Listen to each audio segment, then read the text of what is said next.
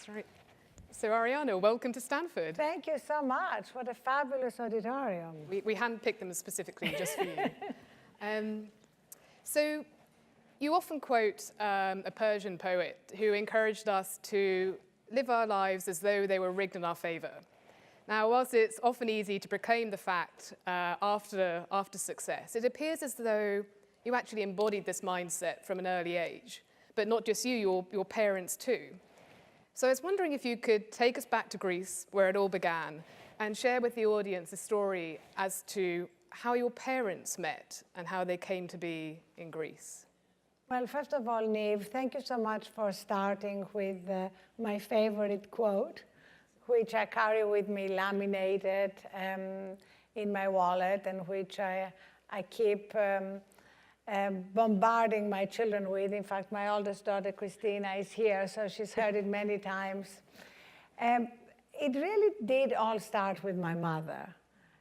Because we lived in a one-bedroom apartment in Athens, Greece. And one day, I saw a picture in a magazine of Cambridge University. And I said to everybody who could listen, I really want to go there. And everybody said, don't be ridiculous. You don't speak English.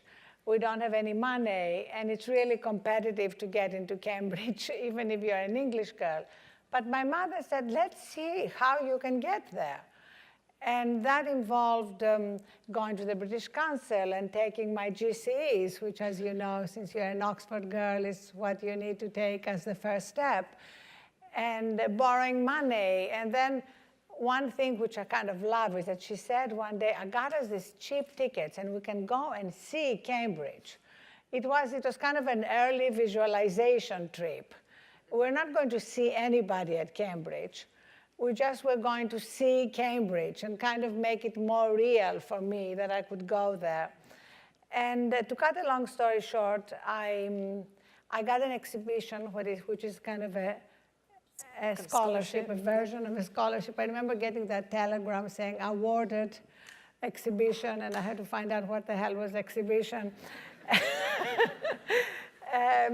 to Cambridge. And that definitely changed my life. It was kind of the unexpected trajectory that made a lot of other things possible, especially because I fell in love with the Cambridge Union, the debating society, and I really put a lot of my energy into learning to speak. And whenever anybody says, well, I can't speak, or I'm terrified of speaking, apparently public speaking is, in terms of fears, higher up than death by mutilation. Okay, so this is not good for me right now then. Okay, good to know. So I started, literally by writing down every word. I would be called in sometimes after midnight because I was so bad, and I also had this heavy accent, which was even... Accents are good. Accents well, are good. Maybe now, maybe in America, but you know perfectly well, not in England. Anyway, so... Sorry. You got to take whatever card you can play, yeah. So I'll take the British accent here. But. So I spent an enormous amount of time at the Union. In fact, I spent more time at the Union than I spent studying, which is why you got a first at Oxford, and I only got a 2-1. Okay, and that's why you're sitting in that chair and I'm here. So, well, you are 3,000 years younger, so. So on that point, so in Thrive, you one of your best-selling books, you talk about having this inner voice that's an obnoxious neighbor. And yet, from the outside, you look as though you have this remarkable self-belief because you not only went to Cambridge, but despite a glorious accent, you decided to run for president of Cambridge and became the first foreign lady at all to become president. That continued thereafter, whereby after your first successful book, your next one was rejected 36 times before.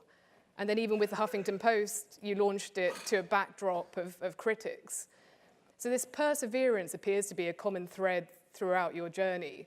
How much of that spun from drive of being the underdog, or was it a mindset that you taught yourself over time? Well, it was a mindset that was very much something that my mother kept talking about. You know, one of her favorite saying was, failure is not the opposite of success, it's a stepping stone to success.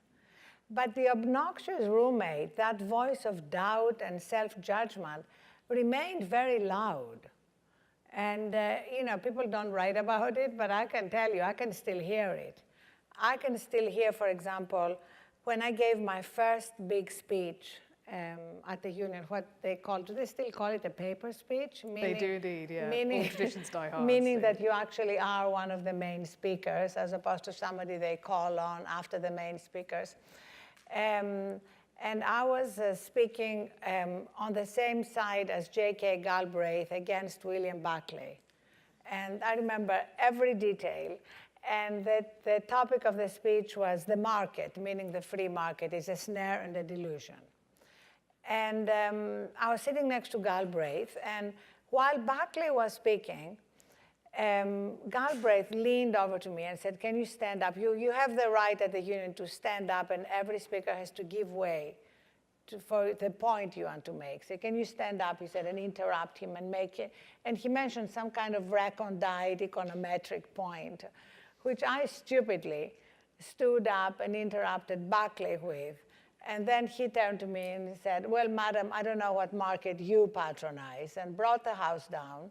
And I sat down feeling completely humiliated, which would have been neither here nor there, except the obnoxious roommate for the next week, I'm not exaggerating, was replaying that incident as though this was the end, not just of my career, but my life.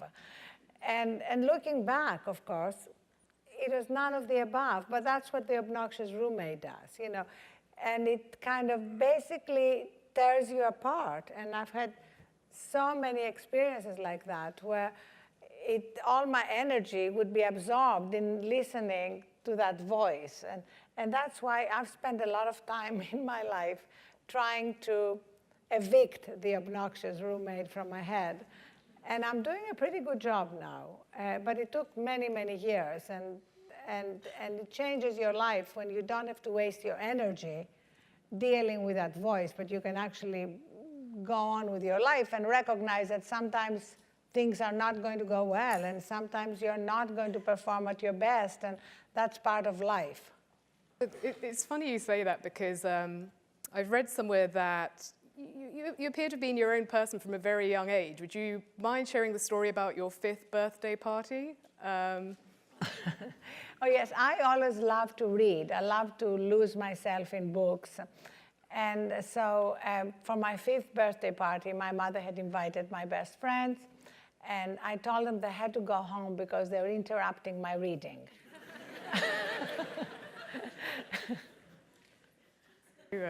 Well, it's clearly a passion.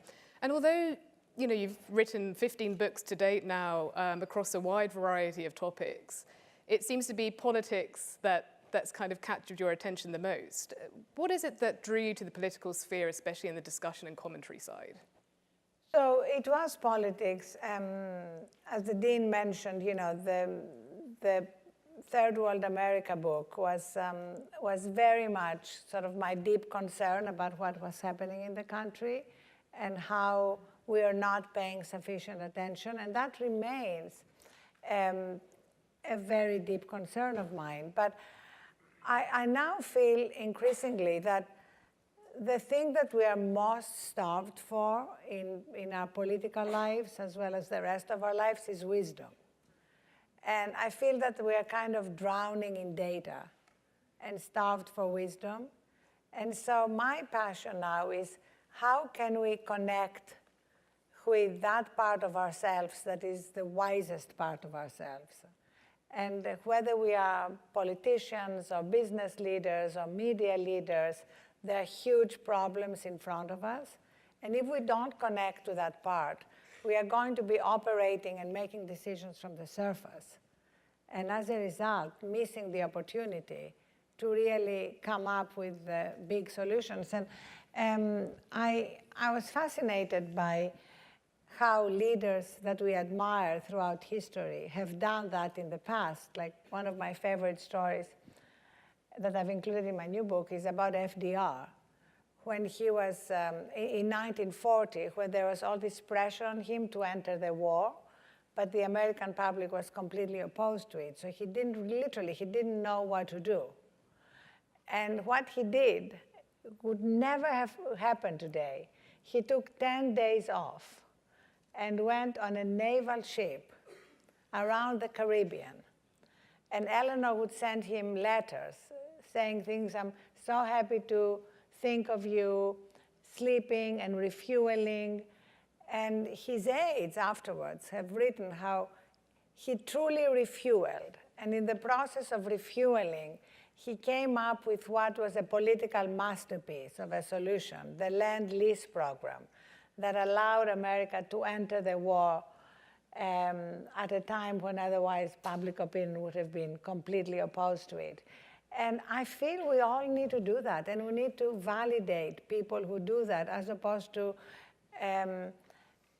judging politicians who go on vacation or who play golf or who do anything to refuel, and therefore, ideally, come up with the solutions that are really at the heart of leadership. It's interesting because some may say that the reason that doesn't happen is because of this 24/7 media commentary. And increasingly, it's thought in some circles that media is increasingly shaping politics as opposed to just reporting on it. So how do you think through and try and control that with your curation and editorial prowess? So you mean it's our fault, right? I was trying to be diplomatic, and as some may say, certainly not myself, but some, you know. So I think first of all, we are not going to avoid the 24/7 nature of media and the internet. This is whether you, even if you never go on the Huffington Post or the New York Times site or any site, you have your Facebook and Instagram and endless social media. So that's going to be the nature of our lives going forward. So that's why it's even more imperative that we learn to set our own boundaries. And that we need to stop giving in to FOMO, the fear of missing out. We don't know what that is here at all. Because in the end, what we're missing out on is our life. And that is something which will require a major culture shift. I mean, we can do it individually, and a lot of people are doing it. And ironically, there is now more and more technology that paradoxically is helping us deal with technology. But in the end, it will require some support from the culture, whether it's culture at school, at college, and in the workplaces where we are, in our families. So I feel that we are in the process now of a major culture shift, and we're in the middle of this transition. And like any other transition, a lot of different types of behavior are valued and are exhibited all at the same time. And whether you're optimistic or pessimistic depends on what you focus on. So this fourth revolution has been a big topic at Davos and amongst many of the world leaders. And you ran for governor of California once, but haven't returned to politics directly yourself. What caused you to run then, and why not since? And would you like to bring about the fourth resolution? Oh no, I would rather have a 5-hour root canal. I mean, there are very few things that I can categorically say, but I would never run for office is one of them, which I'm sure Christina, my daughter, will be happy to hear. She was very opposed to my running in the first place. I would never run, first of all, because I feel I can contribute more with what I'm doing. And secondly, because politics at the moment is completely poisoned. And I think that's one of the problems, that really we got to the point where anybody who can do anything else is not going to enter political life anymore. So we definitely need to change the system so that we can bring in better people to run. but I'm definitely not going to be one of them. Maybe you, if you decide to stay. No, the world there. could certainly do without me bumbling along and making a mess of things. But okay, so let's talk about the platform from which you're currently able to shape a view, the Huffington Post. So you established this back in the day. It was a revolutionary online platform, a mix of original content, aggregation, and blogging. Yet you were at the time neither part of the media establishment nor a common man that the bloggers represented, nor a tech person. So how did the idea come about, and how did you get it off the ground initially? So the idea really came about because I could see that the conversation was moving online. And I wanted to sort of elevate the online conversation. Because as you said, at the time, bloggers were perceived as people who couldn't get a job in their pajamas in their parents' basement. And I wanted to demonstrate that, in fact, it could be different. And so from the beginning, my aspiration for HuffPost, remember, we started with 5 people out of my home in Los Angeles, but in the basement, in their pajamas. No, actually, no, not in the basement. A rather nice office, but, but still, a tiny operation. But the goal was to ultimately become both a journalistic enterprise of the kind that we did become. We now have 850 reporters, editors, engineers in 15 countries. We won a Pulitzer. So to become a really substantive journalistic enterprise, but will also be a platform. And that was just as important from the beginning. And on day one, I had an amazing roster of bloggers. I had emailed everybody I knew and had said, if there is anything on your mind that you want to write about it, please write about it on the Huffington Post. And we're going to make it super easy for you. I know all of you could be writing for the New York Times because, you know, I invited people like Larry David and Ellen DeGeneres this shows how long ago it was. So many of them are dead now. Walter Cronkite. And basically, we had this amazing first day when a lot of these people, everyone I just mentioned, was on the first day of the Huffington Post blogging. So suddenly, blogging was elevated into something which you could do, even though you could actually write an op-ed that would be accepted in the Financial Times or the New York Times. And the reason why they would do that is because it was so much easier. They would just write something, and we would post it, and they wouldn't be edited, and they wouldn't go back and forth asking them to make it shorter or longer or whatever. And in fact, we created a little concierge service where people in LA could literally dictate. They could call us from the phone, from their cars, and we would take dictation and then send it back to them to make any edits. And I think Larry David, everything he wrote, he would dictate from the set. Ari Emanuel would, I remember, call me from the golf course. He said, I have this idea about Mel Gibson. It's terrible that Hollywood isn't going against him. Remember when he made his anti-Semitic comments and Hollywood was giving him a pass? And literally, Ari called me on a Sunday. I took dictation. I sent it back to him. He made a couple of changes. We posted it, and it changed the climate in Hollywood. Suddenly, Disney announced we're not going to be doing his next movie, et cetera, et cetera. So people began to see the power of blogging and the power of just expressing an opinion, having it up immediately.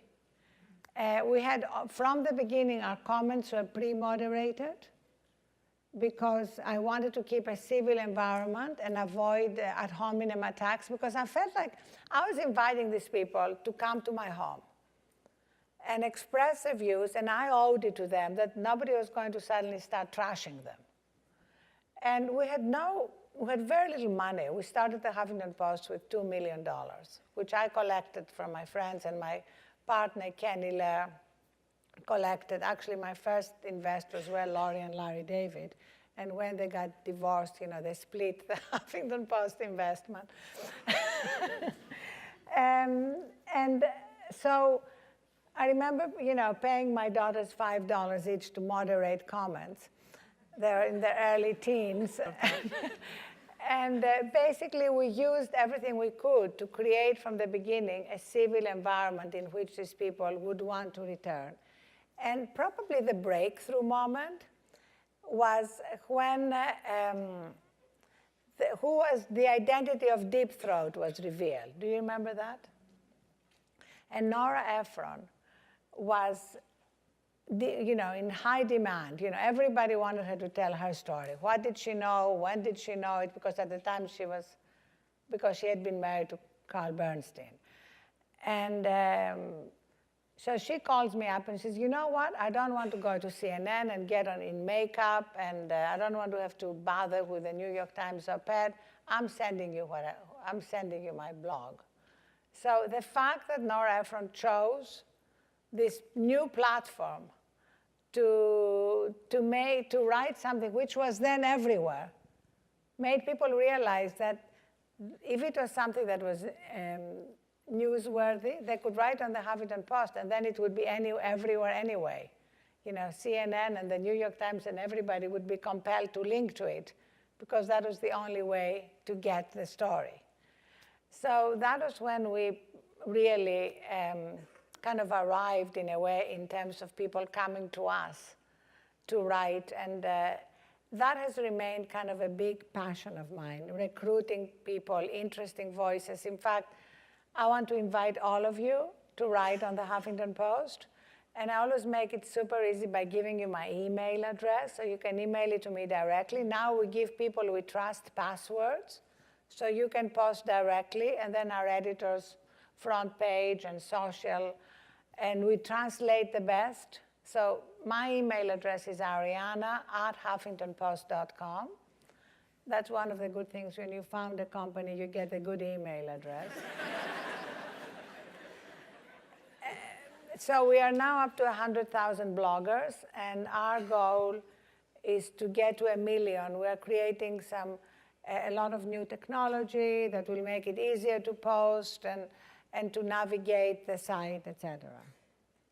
Good luck getting sleep after 500, 600 people email you their blogs. But before I move on, just on the point of the platform, given that it was always meant as this medium for anyone to share their opinion and voice pretty much unfiltered, what led to the decision to share your name with it, knowing that your personal reputation will be associated with the material posted on the website? And how, if at all, has that affected the curation process?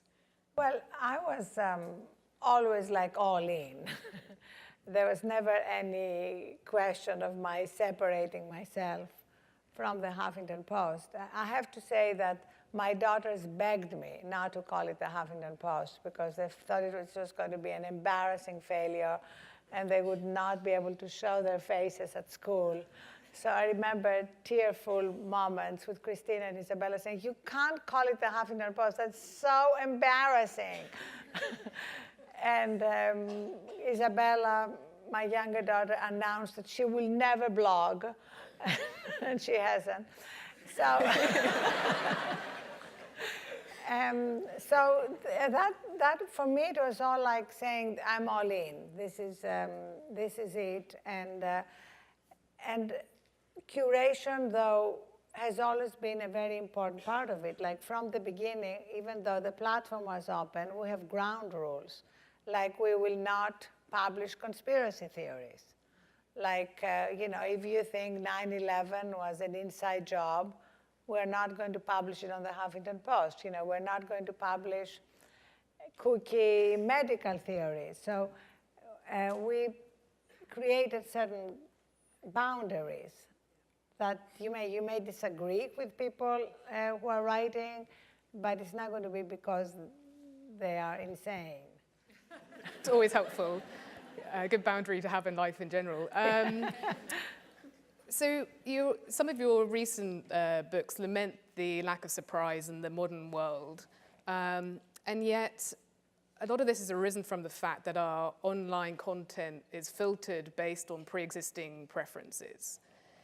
So how do you think through the fact that some platforms similar to HuffPost are kind of responsible for creating this bubble effect and kind of narrowing our preferences? And are you thinking of ways to introduce serendipity again online as browsing once did?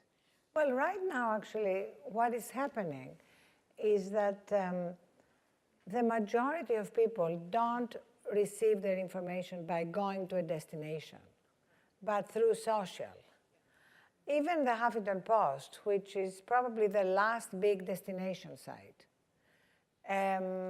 gets now the majority of our traffic through social, through people posting something that they read on the Huffington Post on Facebook, or tagging their friends. So this is kind of a revolution in how we create a site. You know, I try to convince friends of mine, for example, who are starting a new business and are investing a lot of money in their website, how useless that is. I actually say to them that if I was launching the Huffington Post today, there would be no website, because it's all social. And I think one of the reasons why we've succeeded at remaining at the forefront of this business is because we changed our strategy.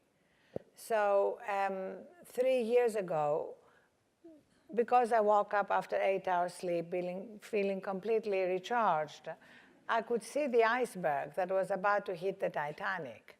And the iceberg was that people were not going to be coming to the Huffington Post directly in the large numbers they were coming to the Huffington Post directly.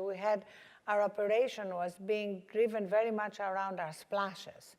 You know, we launched the idea of the splash early on in the life of the Huffington Post, which was, again, very radical and controversial at the time, because the idea was that you needed to put as many stories as possible at the top, kind of above the fold, to drive traffic to them. And we said, no, we are going to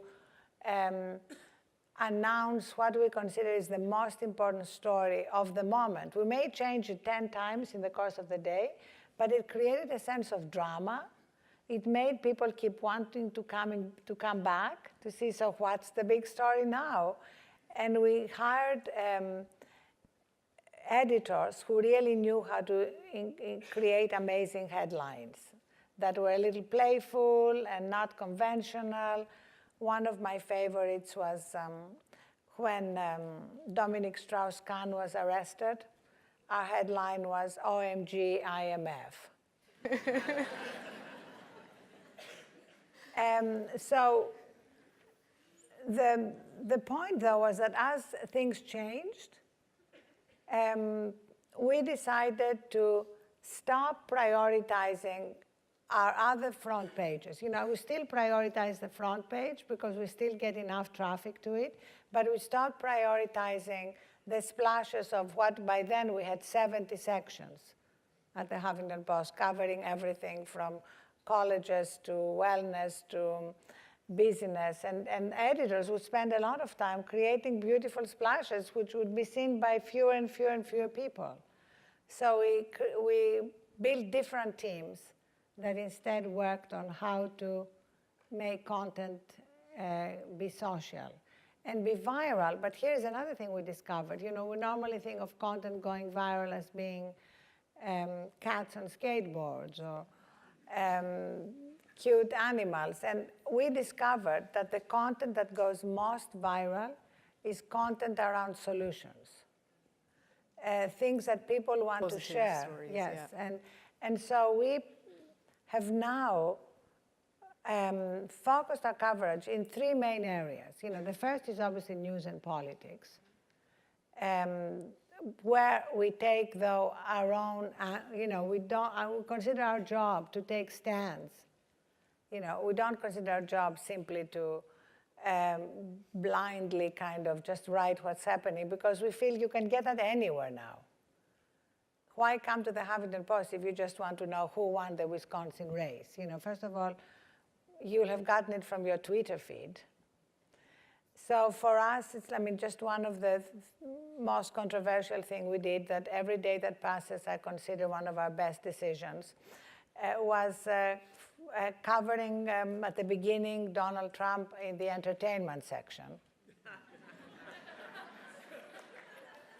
And then on the day that he announced that his proposal to ban 1.6 billion Muslims from this country, to start covering him under a clear and present danger, with an editor's note appended underneath each story where his name appears that says, "We would like to remind our readers that Donald Trump regularly advocates violence and his lies, is a birther," which people forget. People forget that he still believes Obama was not born in this country, wants to ban 1.6 billion Muslims, is a serial liar, misogynist, and xenophobe.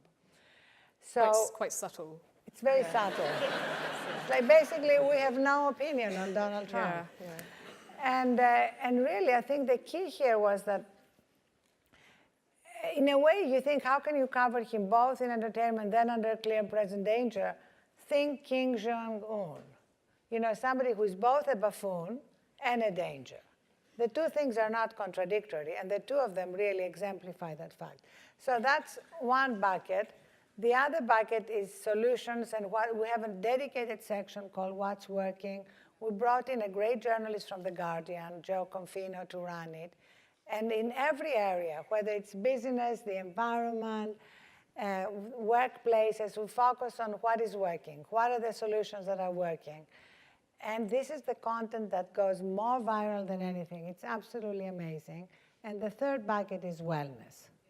So just on that point, again, a lot of it, even through your Facebook feed and so forth, comes again from your preconceived tendencies. So when certain articles pop up, for example, someone searches, I know, the immigration crisis, would it not be a case of having on one side the story, but then on the other something like, and by the way, here are all the great immigrants that built America, like Steve Jobs was Syrian and so forth, and having them side by side such that it's almost put in front of every reader regardless of what they've searched for? Well, absolutely, we would be covering the basics of the story. Yeah. This is not kind of an alternative to that. But so often media cover the crisis, the problem, without also covering the fact that there are solutions to most problems that are actually happening somewhere, but they are just not scaled enough. So I know you do a lot of work here about how do you scale something good. So we feel that by putting the spotlight on what is working, we can help them scale. You know, we talk about copycat crimes. How about copycat solutions? So I think that for us, the larger point here is reimagining journalism. So that in journalism schools, right now, you are taught that if it bleeds, it leads. And of course, if anybody is unfortunate enough to watch local news, you would have thought the only things going on in the community are burglaries, rapes, murders. And this is just the choice of the outlet. They think that's the way to drive people to their broadcast. But I think the fact that now most people receive their news through social is changing the dynamic. So on the topic of solutions, a lot of your current books is around kind of helping us as individuals become better at what we do. Now, what many may not know, given your long string of successes, is the continuous stream of personal hurdles that went on in the background, right? You very unfortunately had complications with your first pregnancy. You had a breast cancer scare, I believe. You know, you had a public divorce. You know, within the family, certain issues around substance abuse and so forth. So, and yet you can continue to go on and be successful. To what extent was work a distraction to help get through these moments? And why was it that it took a literal bump to your head to get you to kind of wake up, reevaluate, and now help us to avoid that situation in the future? I'm sorry for the question. No, that's great. That's, I think that work was never a distraction because I always kind of loved my work. I think what led to my collapse in 2007 and my breaking my cheekbone on the way down was that I had completely bought into the collective delusion that burnout was the way to achieve things. That yes, I know I'm exhausted, and I know I'm kind of sleepwalking through my life, but hey, I'm building the Huffington Post. And I had the delusion that so many entrepreneurs have, that nothing could be done except by me. And therefore, I had to be up all the time and driving this little third baby that I consider the Huffington Post, while my first baby, Christina, was on college tour with me. And she had asked rightly that I should not be on my BlackBerry while we were together. Remember, that's 2007, so it was still BlackBerry time. And so I would then, when she would go to sleep, I would start working. And to cut a long story short, I ended up back at home collapsing. But in a way, I feel very, very grateful, going back to Rumi and living life as though everything is rigged in your favor. I honestly believe I would either be dead or have had a heart attack if I had continued that way. Because these things become cumulative.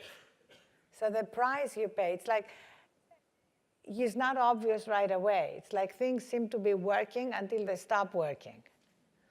And the great thing about last year was that it was the year when executive after executive collapsed and either died or ended up with a heart attack. Most recently, the CEO of United Airlines.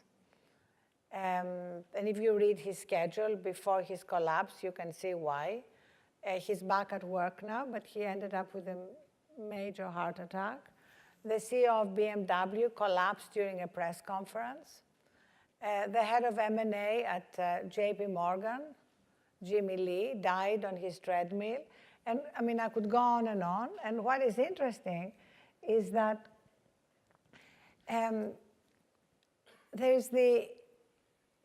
we have kind of convinced the world that exercise and nutrition are important. Whether we do it or not, we kind of recognize they are important. But the third leg of the stool is sleep.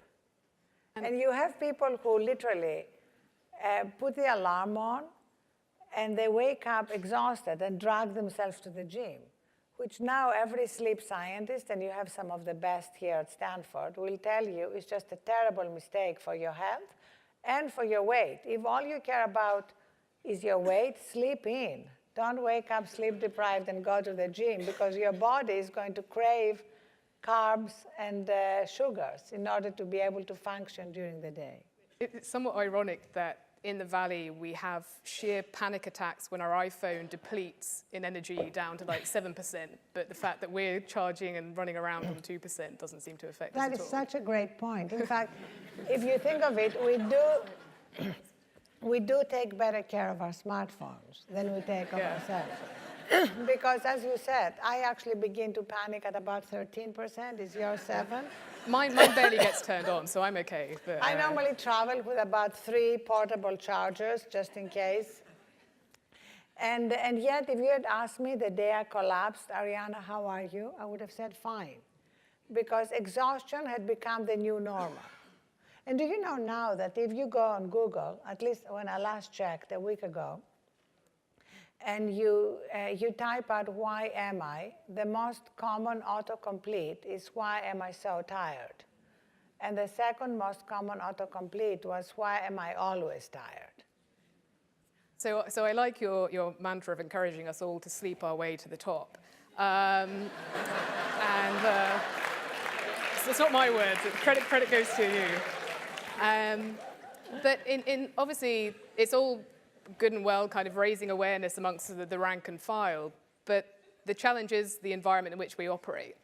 So to what extent, to your point around all these CEOs kind of waking up and literally smelling the coffee, do you think that there should be an equivalent of the Giving Pledge for sleep, whereby you kind of shame everyone into getting rid of that social stigma, writing on paper their commitment to adopt the third metric, embody a work environment which rewards people for coming in rested, auto deletes emails when they're on holiday, and gives you taxis to get home at night when you're sleep deprived, and What are you doing when you graduate? working on this. These are brilliant ideas. I love the equivalent of the giving pledge. Let's talk about that afterwards. I think this is really a fantastic idea because really we are talking about the need for a culture shift. Yeah. And there are pioneers who are leading the way and removing some of the stigma. When, for example, Satya Nadella, when he became the CEO of Microsoft, told Business Insider that he sleeps for 8 hours and could not be an effective CEO if he did not, that was pretty revolutionary.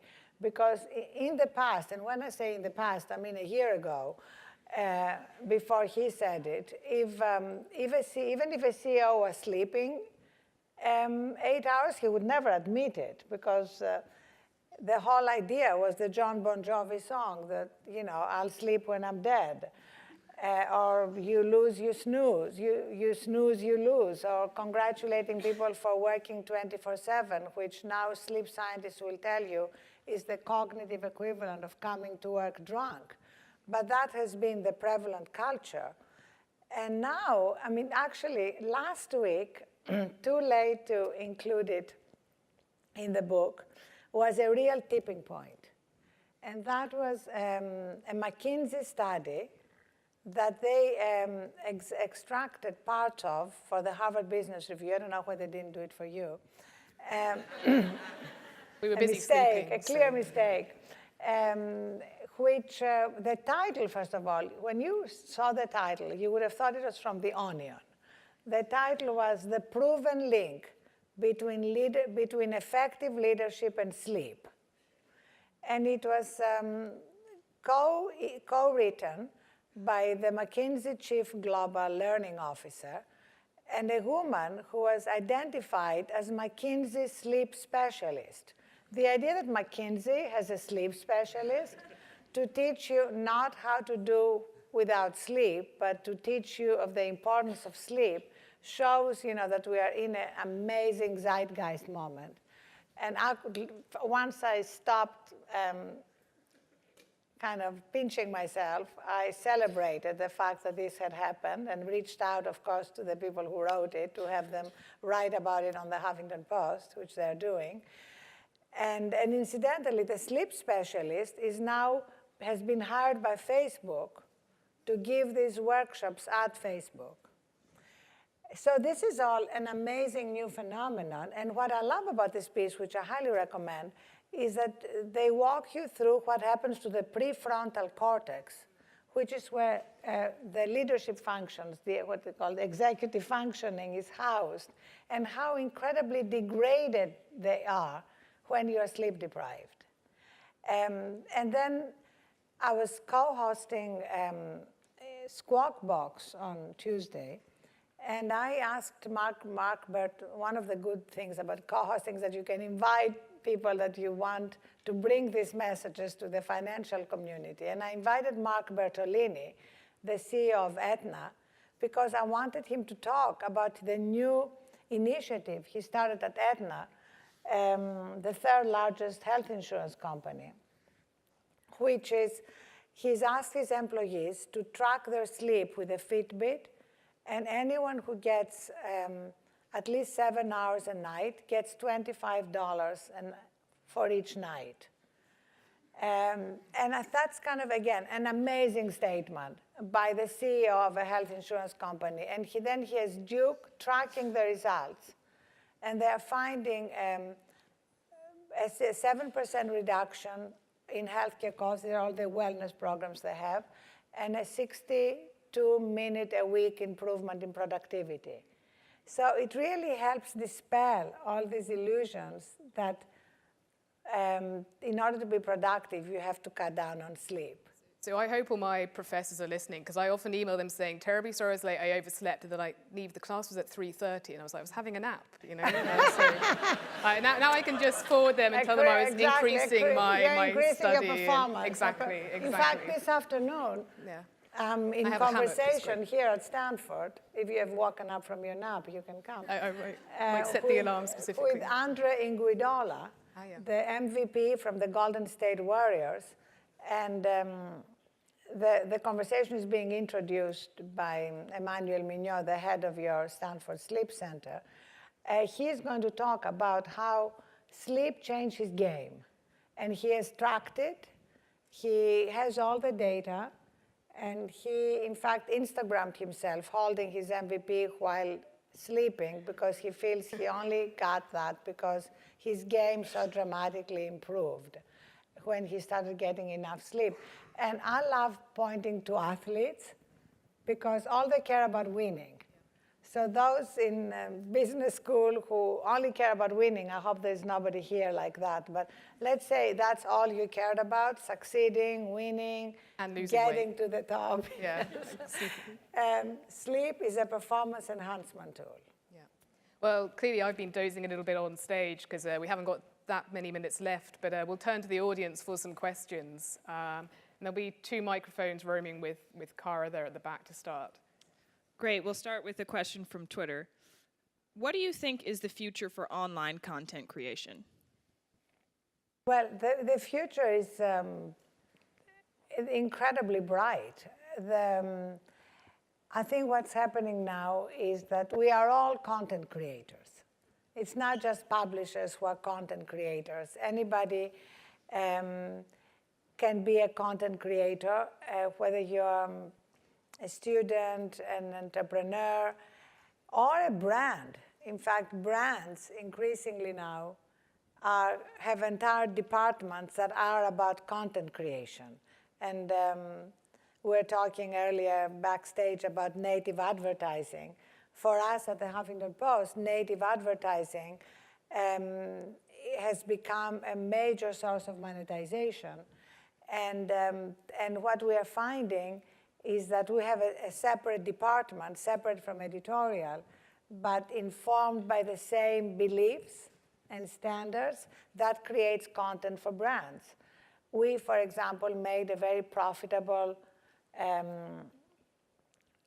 deal with Sleep Number, which is a mattress company with embedded technology.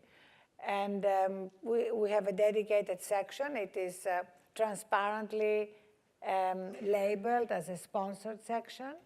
But again, as we're discussing backstage, that doesn't stop people from wanting to consume the content, provided the content is good, credible, and well-produced.